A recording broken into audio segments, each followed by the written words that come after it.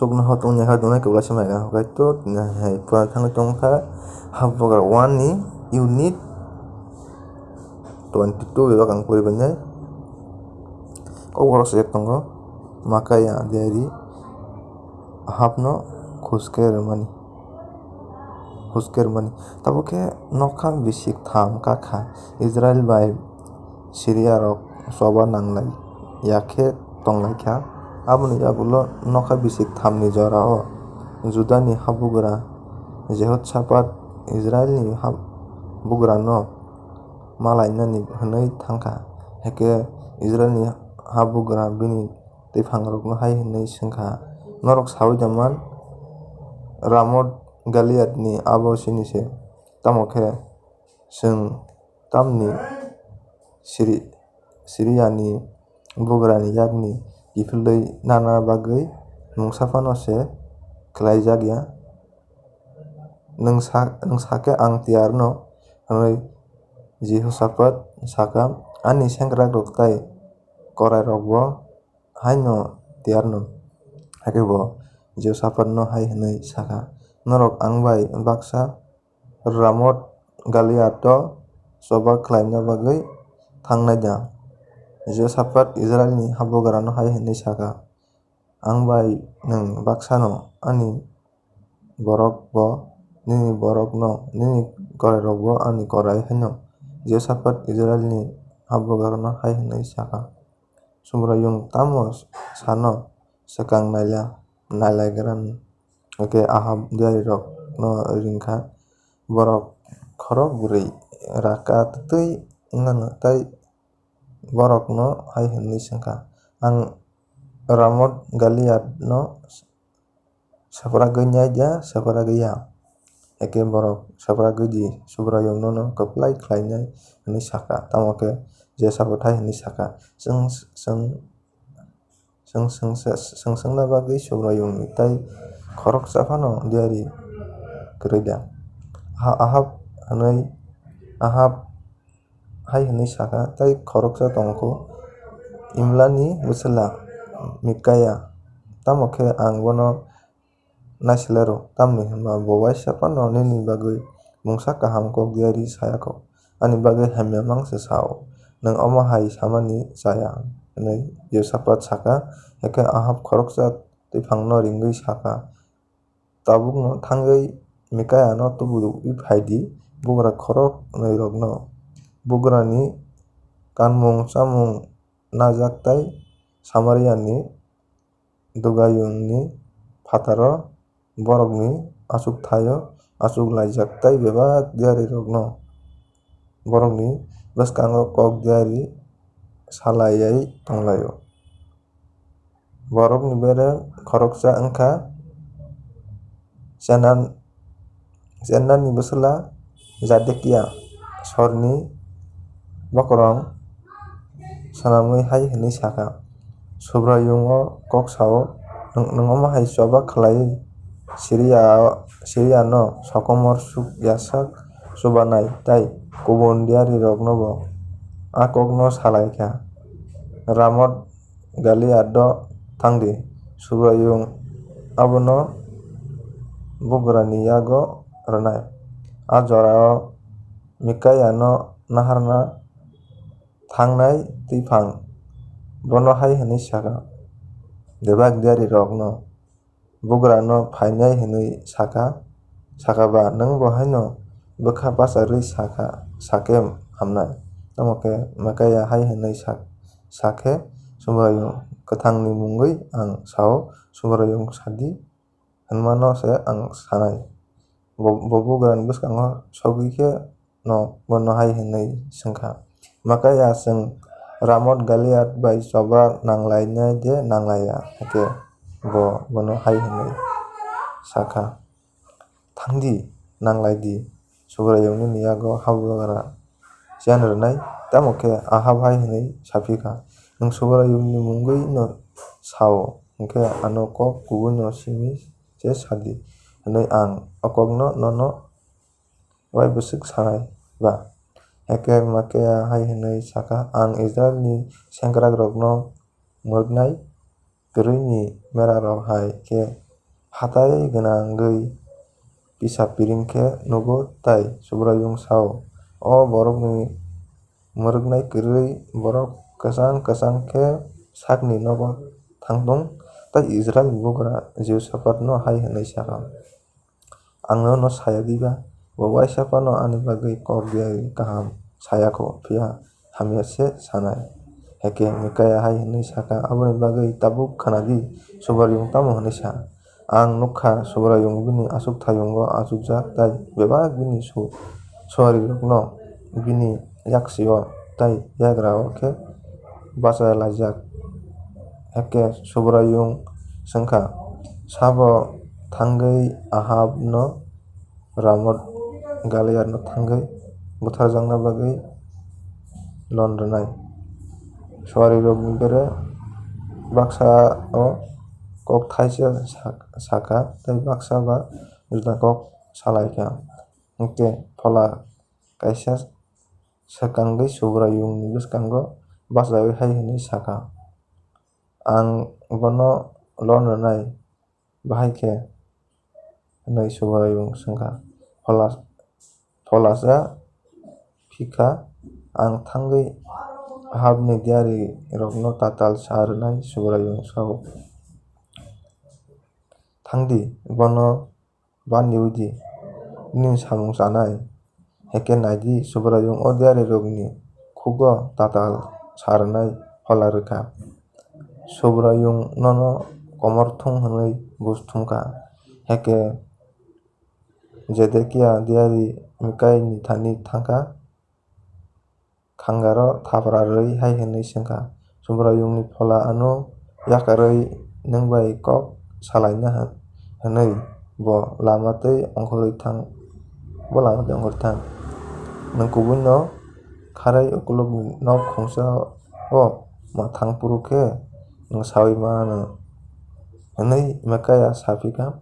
Heke Israel ni habukar hai hinui dagikha. Mikaya no romwi kamiyung ni governor amon ni thani tei bukra ni bwsala Josh ni thani tlangdi borokno bono along dawi tondi hinsadi. Ang kaham khe kiphilai bono mai hamya tei twi hamya rwi sokdi. Tamo khe Mikaya hai hinui saka. Nwng kaham kwrwng khe kiphilkhe subrayung gani bisingtwi kok sayako tei bo hai hinui saka bebak no kaham khe sajakma kok no kaisamdi Ahab thwimani. Heke Israel ni bukra tei Juda rokni bukra Jehoshaphat Ramot Gilead no thanglaikha. Israel ni bukra Jehoshaphat hai hinui saka ang choba o thangfru sinijak yatwi khe thangano tamokhe nwngle nini bukrani kanmung no kanwi himdi. Heke Israel ni bukra choba o sak no sinijak yatwi khe thangkha. Syria ni bukra bini mak tham chwi korai malkhung ni bokhorok no hai hinui dagikha. Norok kotor eba ste khoroksa bai phano ta nanglai di Israel ni bukra no simi je swbrakdi. Heke borok bukra Jehoshaphat no nukhe no borok hai hinui uansukha. Omo no Israel ni bukra heke borok bono swprakna thanglaikha. Heke Jehoshaphat chirikha tei korai malkhung ni bokhorok rok bono Israel ni bukra ya hinui siniwi mankha. Heke borok uphilwi thanglaikha tabuk khoroksa sengkrak achomsa makal kongsa tiklai Israel ni bukra no kokgwi rwkha abo thangwi bini khaklap katijaknai bai bokhorokni katijaknai ni kwcharo nanglikha. Ang rwjaklaha hinui bo chiringwi bini korai malkhung bengai no saka kiphildi tei o choba ni khar gadi. A salo choba belai khe tungflaka bugra Ahab bini korai malkhung no ke sobrai Syriarokni bwskango achukgwi tonjaka sarigwi khe bo thwikha bini kwsani thwi kochogwi malkhungni yaphang jora sogwikha heke sal haptwtwio kheno bebak Israelni sengkrak bokhorok hai hinui chirikhoui saka bebak borokrok no o sakni hao tei sakni kamiyungo kiphilwi thangma sidi heke bogra thwikha tei mangkwthwi no Samaria o twlangjaka tei phopjakha tei borok khoroksa korai malkhung no Samaria ni twisa o sukha tei swi rok aro bini twi no swlaklaikha aro no baliknai rok tukuo subrayung wngmani hinui samohai no wngkha. Bugra Ahab tangmani bebak samungrok kok tei mayung buani noyung tangmani kok phiaba tangma kamiyungrokni khorok bo Israelrokni bugrani bosongni laibuma bijago swijak kwrwi diba.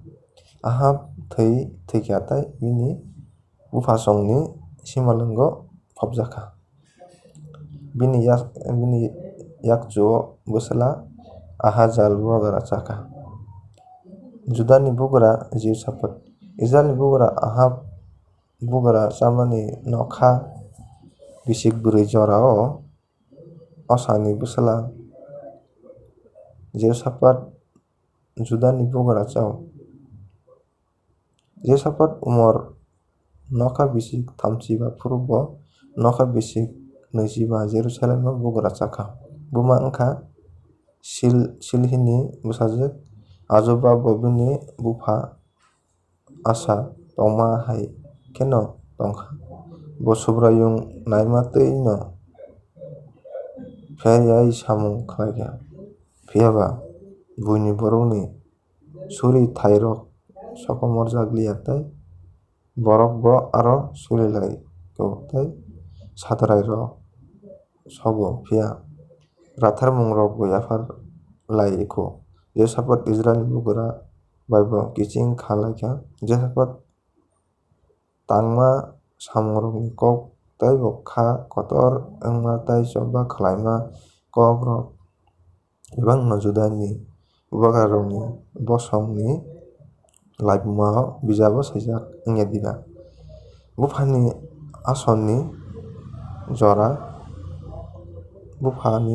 osani jorani simi tongnai bebak chwla waijaknai tei bwrwi baliknai rok no rwkhlaiwi rohorbaikha. Ha Edomni habugra kwrwi wngwi tongmani abo Judani bugra bai chongjak khoroksa twifang bai se naijago. Bugra Jehoshaphat twijlango chongwi Ophirni rangchak naharwma bagwi rungtor swnamkha tamokhe abo waisa bo chongjakya no Esiongeber o paiwi thangkha heke Ahabni bwswla Ahazaya Jehoshaphat no hai hinui saka nini bokhorok bai baksa khe ani borokno rungtor khe twijdi tamokhe Jehoshaphat soilya Jehoshaphat thwikha heke Daudni kamiyungo bugrarokni